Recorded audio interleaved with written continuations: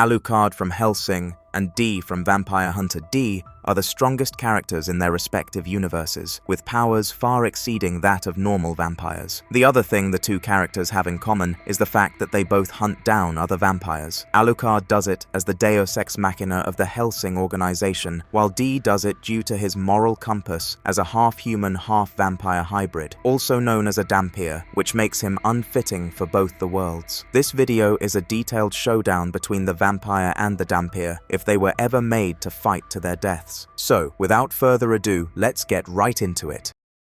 Analyzing the basics: creation, experience, and intelligence. Alucard and D have accumulated immense combat experience across the years. However, this experience piles up to centuries for Alucard, which pales in comparison to D's, who has presumably been fighting vampires for thousands of years. Judging by the light novels, D is also a universal threat. Both characters are honed to the fullest. When Alucard used to be Count Dracula, he was captured by the Hellsing Organization, and Abraham Van Helsing drove a stake to his heart at the Count of Dawn. The powerless Dracula was then taken back to England. Using science and allegedly sorcery, Abraham Van Helsing tamed Dracula and made him the finest and the fiercest of all vampires to ever exist, this time meant to work as Alucard, a vampire and supernatural fighting agent under the Hellsing Organization. Meanwhile, D was seemingly the direct descendant of the sacred ancestor of all vampires, implied to be Dracula. With vampire kind reducing in numbers over the years, the sacred ancestor had seemingly tried his hand in the creation of half-human, half-vampire hybrids in his research facility, giving rise to his finest specimen, D. This also meant that the sacred ancestor bestowed upon him powers so great that it was foreign to even pure-blooded vampires. Both characters are immensely intelligent, but possess vastly different categories of brain power. For Alucard, it is his street smarts, cunning, and battle IQ, whereas for D, it is his vast knowledge in fields of science, history, folklore, and the likes.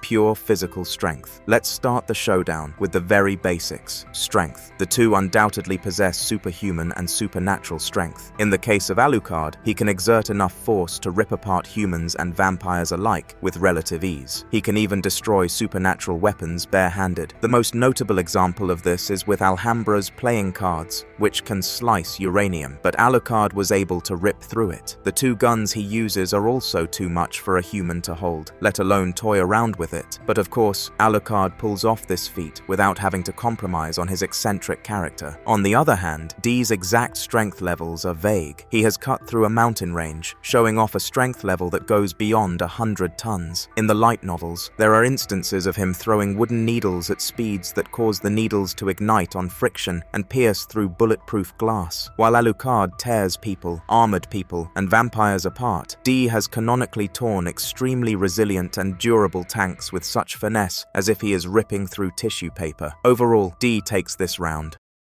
Speed. Alucard has fantastic speed and reflexes. The human eye cannot follow him, and the supernatural eye struggles with the same, barring exceptional cases such as Tubal-Cain and Walter. He can not only keep up with supernatural creatures when it comes to speed, but often outdoes them. One of his best feats is catching Rip Van Winkle's bullet with his teeth, a magic bullet that can penetrate through a SR-71 many times. While an airplane is in motion, Alucard has shown off incredible reaction time with catching the bullet in his mouth and crushing it with his teeth, and without any effort. On the other hand, D is so incredibly fast that he can leave after images. In one instance from the novel Twin-Shadowed Night, he outdid Kuentz, whose speed was above Mach 1, putting it above the speed of sound, and he did this while carrying a person. He also countered light speed swings when fighting Nolt Marcus, managing to stand atop the weapon casually. He has also cut through lasers, especially across the frontier, and done the same with lightning bolts. He can perceive the speed of bullets, specifically shotgun bullets, and use branches on the ground to knock them out. In a separate battle in Tyrant Stars, he fought the former Supreme Commander from the army of the Sacred Ancestor and closed a gap between them in seconds. This is insane because the distance between them should have been infinite as they were duking it out in the ether. D is universal, at least in the novels, making this matchup a bit unfair despite Alucard being the strongest in his verse, even pre-Schrödinger. Naturally, he outclasses Alucard when it comes to speed as well,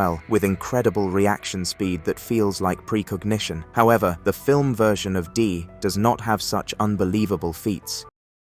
Immunity and durability. Vampires are extremely durable and immune in general, since they are meant to be immortal. Similarly, Alucard can take immense damage without complaint. He often lets his opponent get a few hits in before returning the favor with a high rate of interest. He can survive aircraft crashes without a scratch and resist high-end weaponry. But what makes his anatomy more interesting are abilities such as intangibility, dark composition, and his mist body. For starters, intangibility allows him to pass through solid objects, such as walls. If attacked, he can turn his body into a dark mist, making the attacks useless, kind of like a one-piece Logia. Most interestingly, the dark composition allows him to acquire a humanoid form made from some extraterrestrial-type substance. This helps him not take damage from regular weapons. Unfortunately, D possesses the ability of darkness manipulation, which should let him counter Alucard's dark composition. In fact, his skill with manipulating darkness is so advanced that during stealth missions post-sunset, he can move about without causing the smallest vibrational disturbance. D is also extremely durable, having been subjected to acts such as having his internal organs ruptured, eviscerated, colliding with a meteor, and surviving, frozen at sub-zero temperatures, enamored in magma, and so on. Most importantly, he has absorbed a nuclear blast and has had a mini-sun envelop his body. No prizes for guessing which vampire of the two outclasses the other when it comes to durability. How do you even explain surviving the sun? How resistant are they to conventional vampire-killing plot devices? Now, vampires tend to have certain weaknesses, like the sun, garlic, fire, decapitation, having wooden stakes driven into their hearts, silver, running water, holy water, and the sight of crucifixes. But D and Alucard, although natural vampires, were also tweaked to be the apex predators in their respective shows. This means both of them lack several weaknesses. For D, it is mostly because he is also half-human, and for Alucard, it is the science of the Hellsing family that contributes to this. Alucard, for example, can withstand sunlight and silver. He does take damage from silver holy artifacts, provided they are some of the holiest artifacts to ever exist, but the damage is never permanent, as he can heal and regenerate from them, albeit at a slightly slower rate. While he can tolerate the sun, it does make him a bit groggy at best. To top that off, vampires need to drink blood to continue functioning, and while even the smallest doses are enough to bring Alucard out of a slump, he can still survive long periods without blood consumption. In the case of D, his half-human lineage allows him to resist the sun better than Alucard, as he does not experience problems, such as feeling tired. However, there is a catch to this, as every 5 years, he needs to be buried underground and kept away from the sun for a while, as seen in the second film, Vampire Hunter D: Bloodlust. But this segment is just about their aversion to standard vampire weaknesses. We will go over what makes them weak and how they can exploit each other's weakness later.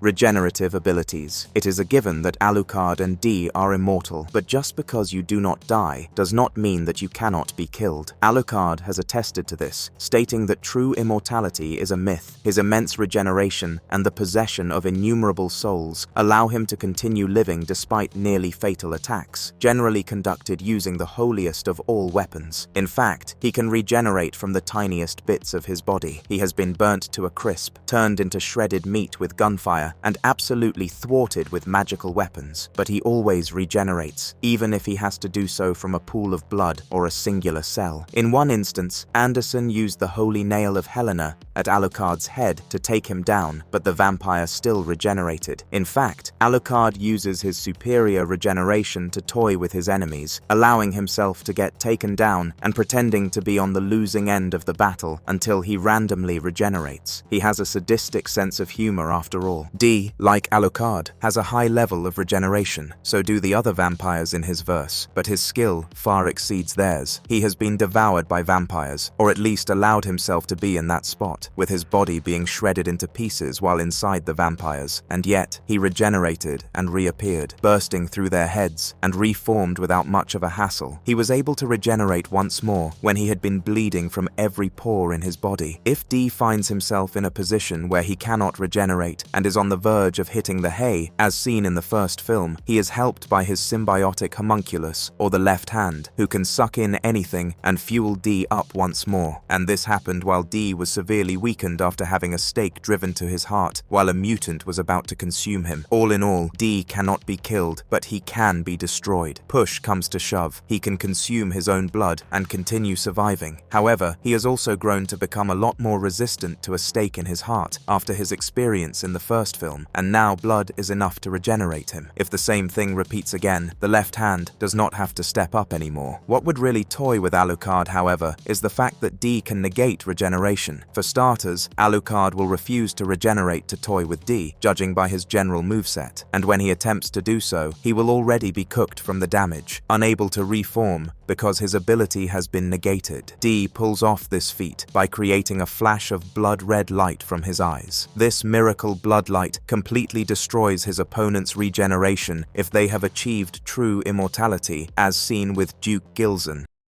Enhanced senses, Alucard's third eye versus D's extrasensory perception. Both vampires have superior extrasensory perceptions. Alucard, for example, has supernatural accuracy when it comes to using weaponry, for starters at least. He can look the other way and hit targets. This is made possible by his third eye ability. This lets him see things from significantly large distances. He can also sense the supernatural as a result of this, such as understanding that his escape is being foiled by a holy barrier, or the captain from Warsaw being a werewolf. But this is not a foolproof ability, as it cannot be used consciously. It is kind of like getting a strong hunch, which may work more often than not, but sometimes you might miss something. Similarly, Alucard could not see the illusionary clones of Tubalcain. D has enhanced sight, hearing, senses, and the likes. He has been blind before and used his senses to get by, fighting some super powerful vampires in the process without having his vision to rely on. He can also sense spirits and the energy of life forms. He can even communicate with them. Meanwhile, his aura is powerful enough to freeze his enemies in their places. But at the same time, he can fulfill a mission in a way that he can remove all traces of his presence. This means that an opponent with similar extrasensory perception will not be able to sense him. He can even cut down an opponent with his sword without his weapon even catching a whiff of the victim's DNA.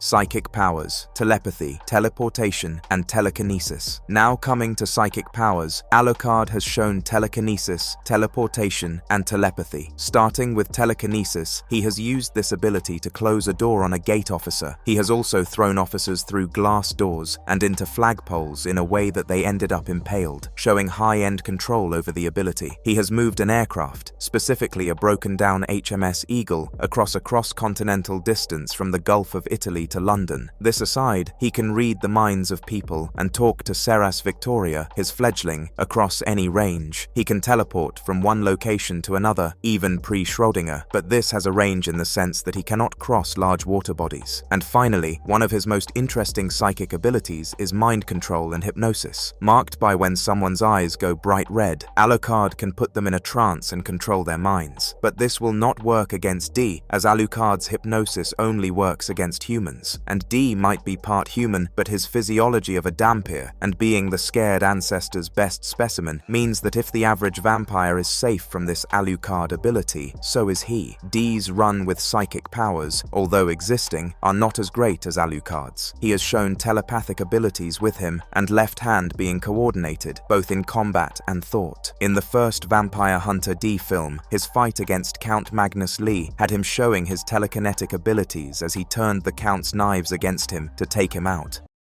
Blood manipulation and blood-based abilities. True to their nature, Alucard and D can toy with blood. Alucard can consume the blood of an individual and acquire their soul via absorption. With this, he also acquires the person's memories and knowledge. For example, he absorbs Tubalcain's soul via blood and learns more about the Millennium Organization, which is the main antagonistic faction of Hellsing. He can pull off such a feat even by absorbing blood through the clothes and skin of a person, provided the body is bloodied. There has been a popular theory for the longest time stating that Alucard's regeneration is due to his immense soul reserve, kind of in the same way as how the Philosopher's Stone from Full Metal Alchemist operates. Because Alucard is so violent, he consumes human blood not in the traditional vampire way, but by ripping through his opponent. He can also manipulate blood as long as the blood is outside the body of the individual. D can bite someone and bring them under his control. Some of the most prominent uses of this have taken place in the 1985 Vampire Hunter D film, where D encountered the Midwich Medusas in the castle of Count Lee, and the first novel. This is part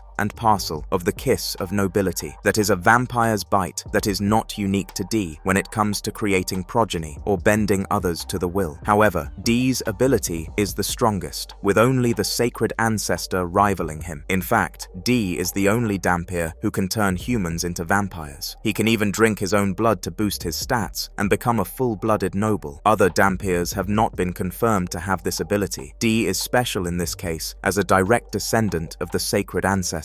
Judging by this, if D were to give Alucard the kiss of nobility, since he can anyway outspeed him, Alucard might fall to D's control. But then again, the Midwich Medusas, being demons, were not as affected as someone like Lilia, who too had gotten the kiss of nobility from D. Judging by this, D might not be able to bring Alucard under his control, especially with the involvement of the Hellsing Organization in the taming of the former Count Dracula. Meanwhile, Alucard cannot drink D's blood either, as the latter's blood is poisonous to anyone that is not him, to the point that it burns other vampires from within, operating like a highly potent and concentrated acid. If the pure-blooded vampires or nobles of the Vampire Hunter D-verse are shown to be the weakest to this, then surely Alucard fits the bill too, as Dracula himself. Using his symbiotic left hand, D can manipulate his own blood to create weapons such as his strings of black blood. He can also create a blood sphere, which is a coin-sized droplet of blood that can block any physical attack from an enemy. The only way to outdo this sphere is by sacrificing one's own life. He probably picked this ability up from Valkyrie 2 after drinking Lilia's blood, following which he blood-coated the room and its air to defend it from Lady Carr's explosions.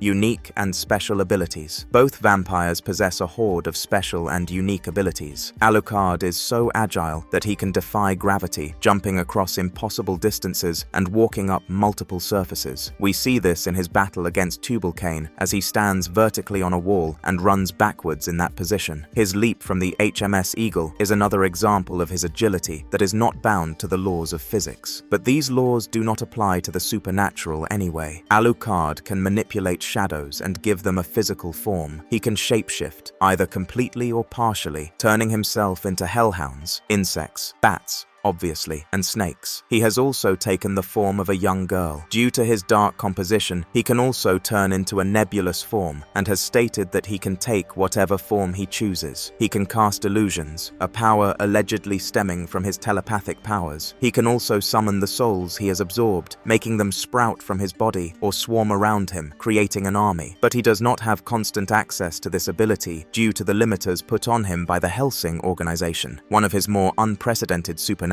abilities would be his ability to control the weather, which is how the HMS Eagle returned to London. There is seemingly no limit to this ability. D is a skilled swordsman, which, while impressive, is not what one would call a unique ability. What is unique, however, is his ability to extend his blade infinitely, using nothing but his murderous desires and aura. He has a variety of magical abilities, such as being able to cast spells, call spirits, channel sorcerous powers from holy places, and carry out both white and black magic due to his mixed lineage. For example, he has channeled the powers from the Sign of the Cross and the ancient mystical fort. If another noble uses a magical power on him that too happens to be increasingly powerful, D can defend himself against the spellcaster. We also have the Light of Creation, a super powerful ability that uses pure sunlight to create a blast of holy power that can rupture some of the darkest spells. Most nobles can be instantly destroyed by it as well. While both vampires boast incredible powers, D's experience and excellence with magic, and the simple fact that he perpetually experiences a growth in his powers over time, puts him above Alucard once again. What stops Alucard and D from unleashing their true powers? Why and how much do they have to hold back? Neither vampire gets to show their true power at all times. For Alucard, he has the control art restriction system placed upon himself since he is too powerful to operate on his own and will subsequently become difficult for the Hellsing Organization to control. However, there are 6 levels to this. The lower the level, the higher the powers. Alucard himself can unlock up to level 1, while only Sir Integra can command for the access of level 0. But if Alucard is unlocking certain levels, it still has to be approved, because the whole point of this restriction is to make him and his powers easier to tame. Whichever level it may be, there has to be 2 people approving it. If it is till level 1, Alucard unlocks it and the organization approves it. For level 0, Sir Integra unlocks it, and Alucard has to chant the psalm from his coffin, the one where it says, "The bird of Hermes is my name, eating my wings to make me tame." This is done as an imitation of the 2-man rule necessary for the launch of nuclear weapons, showing the gravity of the power a released Alucard possesses. He fights his final battle against the vampirized Walter and his arch-rival, the Regenerator Alexander Anderson, in level 0. He shows off the ability to appear in all of his forms across different times, and even adopts the appearance of a young girl to mock Walter. While D's powers also stem from scientific tweaking by the sacred ancestor, D is not under any organization and does not have a personality that makes him prone to going berserk and being sadistic for the fun of it. Unlike his Hellsing contemporary, he can fight off universal threats, so for the most part, he does not even need to use his strength to a big extent. So yes, he is always holding back in a battle, more so than Alucard, who is not exactly holding back, but instead is not given access to his powers. Meanwhile, D has constant access to his arsenal as well as the left hand, but chooses to mask the true extent of his abilities because he is too powerful to need them, for the most part. Despite overlapping abilities between Alucard and D, the latter does not possess the former's form shifts. So while D might be stronger, Alucard's personality makes him a tougher foe to deal with, at least mentally, because D will swoop in and get the job done, while Alucard will make sure he breaks your ego.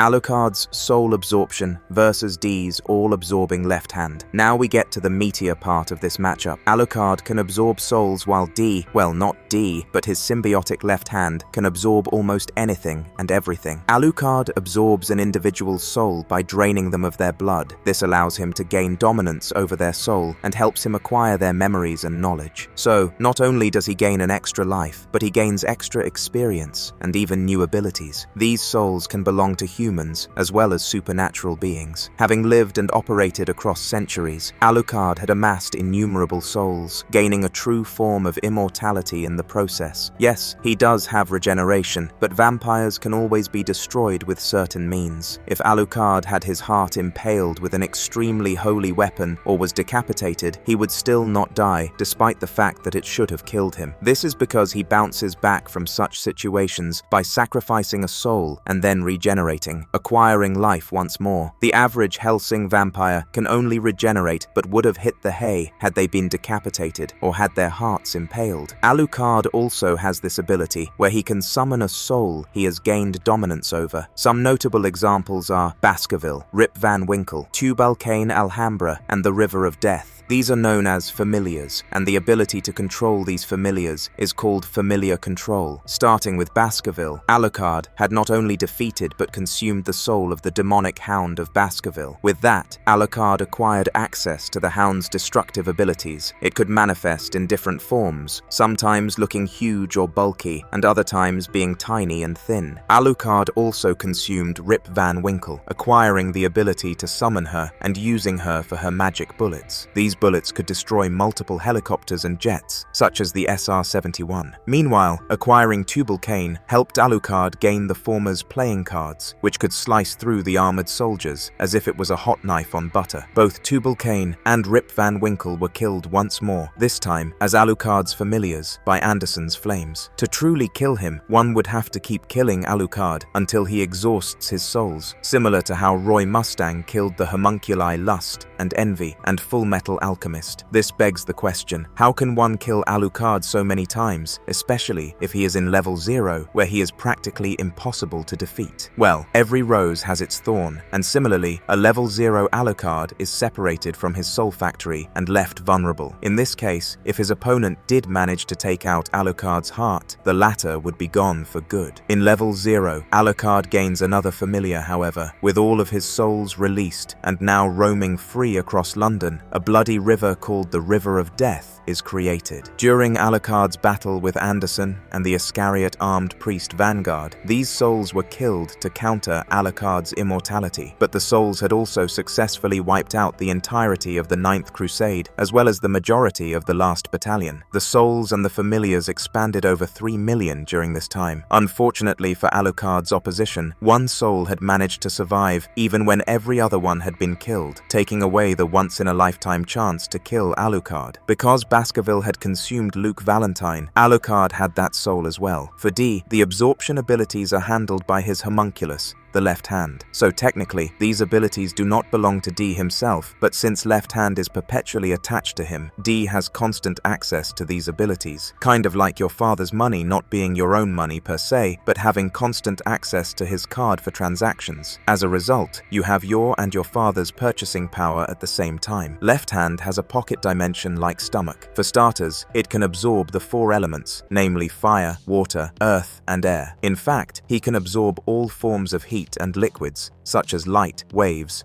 and blood respectively. In the 1985 film, Left Hand uses these abilities to save D, who was incapacitated by a stake and was about to be consumed by a mutant. It has even absorbed a hurricane, albeit in a separate novel, to save D from being blown away. Not that D would die from the hurricane, but you need someone to keep you grounded from time to time. In the second film, Vampire Hunter D Bloodlust, Left Hand absorbed Carmilla's soul as well, proving an ability to absorb phantoms. Unlike Alucard's soul absorption, this does not cause Left Hand or D to end up with Carmilla's abilities, however. The symbiote can also take in 100 billions of volts of electricity from absorbing lightning. It can absorb energy from antimatter reactors, detonated nukes, and particle beams from space cannons that are powerful enough to burn through half the asteroid belts and take out planets thrice the size of Earth. So, while D is universal himself, so is the Left Hand, even though its abilities exist separately from D. Their symbiotic relationship gives D access to 2 sets of universal powers. If that was not enough, Left Hand once saved D, who had been thrown into the Milky Way after the Elder God created a space that absorbed all of the universe. The Left Hand then absorbed everything to negate the action of the Elder God. Absorption aside, Left Hand can invade the minds of others to procure any kind of information. After absorbing anything and everything, it can also generate wind blasts, water and heat attacks, and freezing winds, pulling out his absorbed materials from his pocket dimensions to launch his attacks. The Left Hand, managing to coexist with D, is also testament to D's willpower, as being weak-minded would have caused D to remain in a state of hypnosis under the will of the Left Hand. Schrödinger versus reality warping. The most incredible power that Alucard does end up acquiring is that of the Catboy warrant officer from the Millennium, Schrödinger. And this is the ability that makes a comparison between Alucard and D possible. Schrödinger had the ability to manipulate quantum reality and as a result, be omnipresent. He was everywhere and nowhere at once, as long as he was aware of himself. He could imagine himself to be alive and well even on the verge of death if he was fatally wounded. He became part of Alucard during the Millennium incident, where Schrödinger killed himself and allowed Alucard to absorb him from the pool of blood. Alucard did not know he was going to absorb Schrödinger, so with the latter's consciousness being dissolved into the millions of souls across the River of Death, new complications arose as Alucard ended up absorbing his essence. He subsequently lost the ability to be cognizant of himself and perceive himself as a single person, and as a result, ceased to exist. He was removed from the plane of existence. Basically, the ability plays on the Schrödinger's cat paradox, where a cat in a box with a nuclear particle is alive and dead at the same time as long as the box remains sealed. It took Alucard a whopping 30 years to learn how to use this ability due to the complications that come with it. But once he did get the hang of it, he became omnipresent, capable of existing whenever,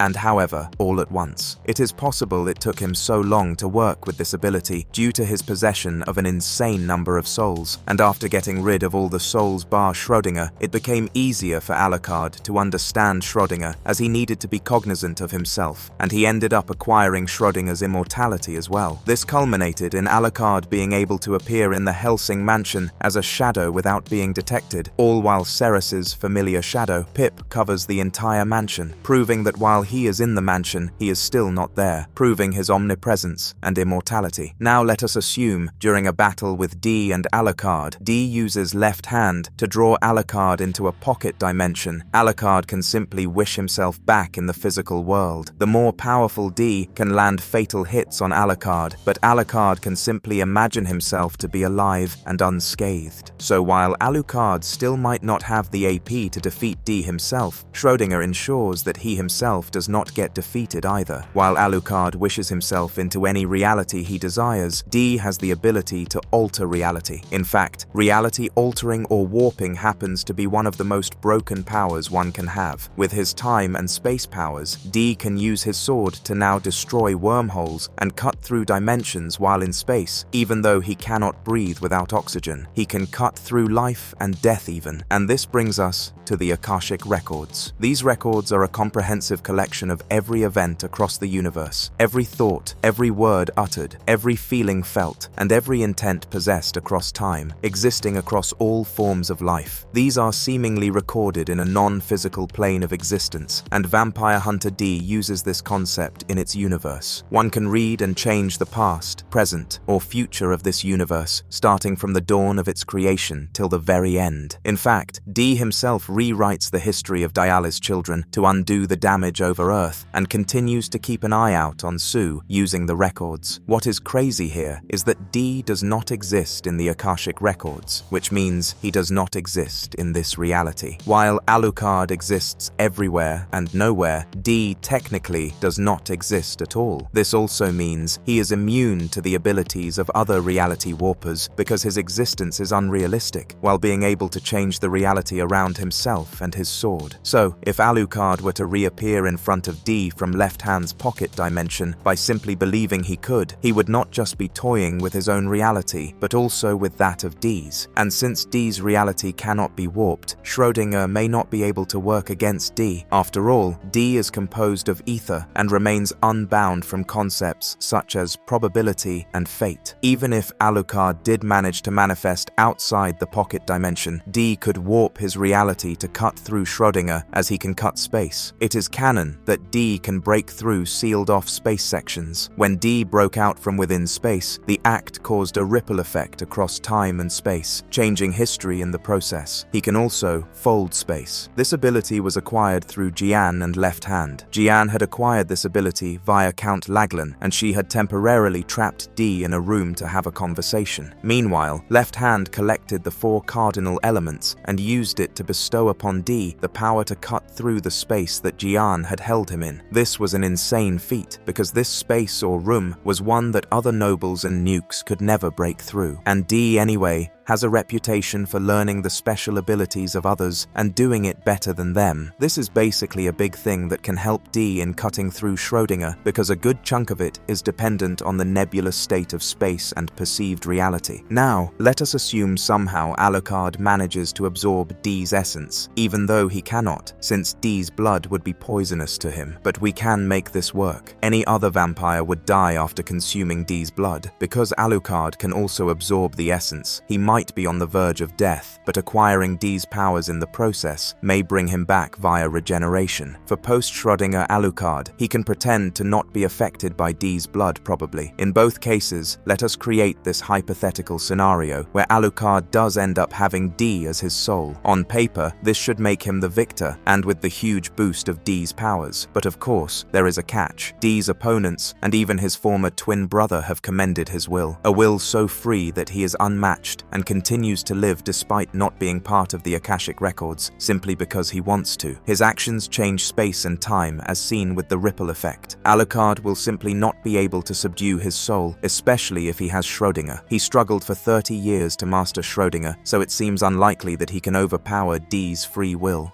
Weapons and equipment. Alucard and D both love their guns and sword respectively. In fact, Alucard's signature look involves him and his two guns. In the case of Alucard, he is lethal even when unarmed for obvious reasons, but weapons just add to it. He has also been seen using machine guns and swords, stakes and crosses while fighting vampires. But if we are going to talk about his weapons, we of course have to address his two beloved and oversized handguns, the .454 Casul and the Hellsing combat pistol known as the Jackal. The Casul is a 9-pound semi-automatic magnum pistol inspired by the pre-World War I handguns, namely the M1905 and the M1903. It has a long slide that counters its heavy recoil. The gun is also 335mm long with a magazine capacity of 7 steel rounds. Each round is explosive and is 13mm, making the gun too big and too heavy for the average person to use, but it perfectly matches Alucard due to his superhuman strength. A single shot can take out a regular vampire. The Jackal is another super powerful handheld gun, this one being made by the organization specifically for Alucard. 390mm in length with 6 rounds, the Jackal is a whopping 35 pounds, which is way too much for a pistol, but just right for Alucard. Its rounds can pierce through armor easily. Apparently, an explosive was hidden within the Jackal to detonate under circumstances where Alucard had gained a huge edge against the Millennium. Alucard also fights using his shadows, broadswords, and obviously hands. With each level unlocked, he gets access to different equipment or abilities, such as darkness manipulation. Meanwhile, D has a lot going on for him in this aspect. He is an expert when it comes to marksmanship, to the point that he rarely misses. He is adept with learning any weapon, and he is a master at tracking his foe down. In fact, his killing lust can sometimes be so strong despite his calm demeanor that he can throw weapons or projectiles and affect his opponent and surroundings with aura so powerful that it ends up causing damage even without a direct hit. He is a professional aura farmer. For starters, D stores his gadgets, equipment and weapons, such as a broad knife and wooden needles, in his combat utility belt. At some point, he takes a great sickle, which is a Grim Reaper-like scythe, from Frost, with the weapon good enough to take out 3 human torsos at once. He, of course, has his sword that helps him cut through absolutely anything and warps reality. D's chameleon suit helps him blend in with his surroundings, allowing him to prey on his target with greater ease. He also has his black dagger and broad-bladed knife. Often while using his chameleon suit, D also uses a high-powered sniper rifle. As long as a certain level of distance is maintained between D and his target during such missions, he is said to have a 100% success rate without contest. D's innate power also increases the potency of his weapons, especially if he is operating bullets or blades. He also has an interesting weapon called the caltrops, a mass with iron spikes jutting out across all dimensions. These weapons are originally meant for terrestrial beasts, but they can also be used as missiles, provided you know how to hurt them. With strength like D's, he can pierce through the armor of greater dragons by hurling caltrops across a large distance. The same mechanism is used for his wooden needles, as his speed makes the attack much more formidable. He does have other functional gadgets, like a microcomputer, cylinders for collecting samples, and wires for stealth missions. But when it comes to offensive weapons in particular, D is not averse to taking the role of a scavenger and taking his enemy's weapons. Sword aside, D and Alucard are more matched when it comes to weapons, but because D's sword aids with his reality warping and cutting across space, time and whatnot, this battle is lost for Alucard.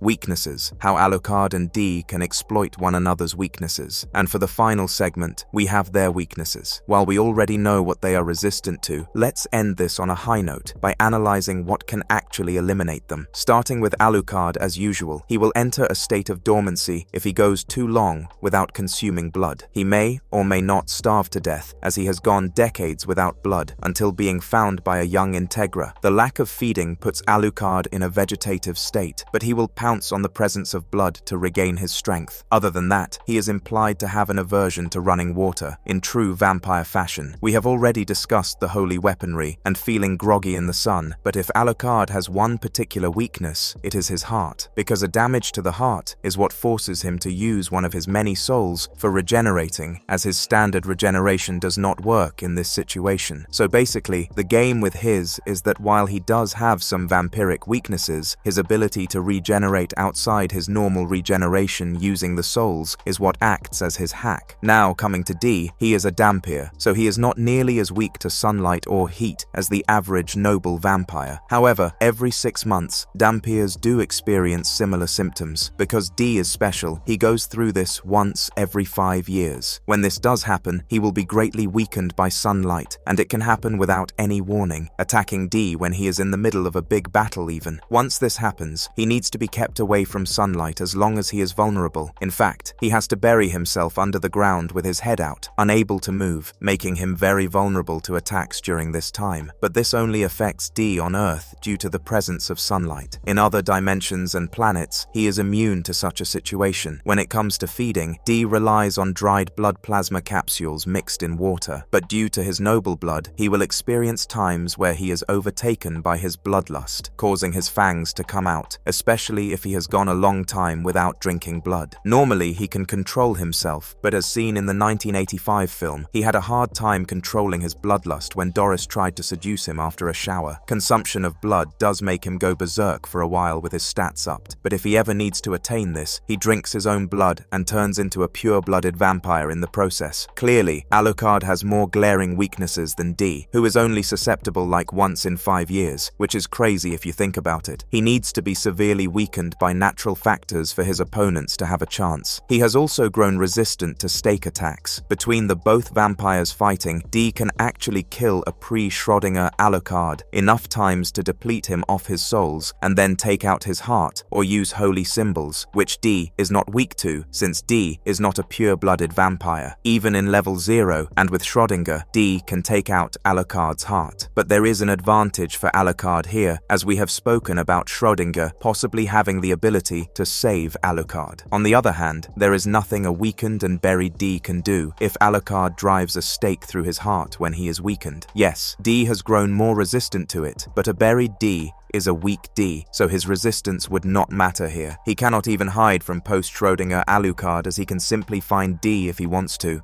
Marvelous verdict. D dominates the battle against Alucard for the most part, due to all the aforementioned reasons, but he finds his chance with a weakened D. The only problem with this is while D can take out Alucard on a good day, Alucard really has to count his days for D to bury his body on a day of weakness and then take him out. In fact, this is a method that can give many characters an edge over D, not just Alucard himself. And even if Schrödinger saves Alucard against D, he does not seem to have much in his arsenal to defeat D himself. However, between anime canon Alucard and anime D, Alucard is the winner since we do not see any of D's incredible reality warping abilities. In fact, we probably see a total of 3% of his arsenal, and watching the movies alone, you would never know just how big and universal a threat the dhampir is. With that, today's video comes to an end. What did you think of this showdown, and who do you think wins? Did you enjoy this video? If yes, then don't forget to like and comment on this video. Till then, goodbye, and have a nice one.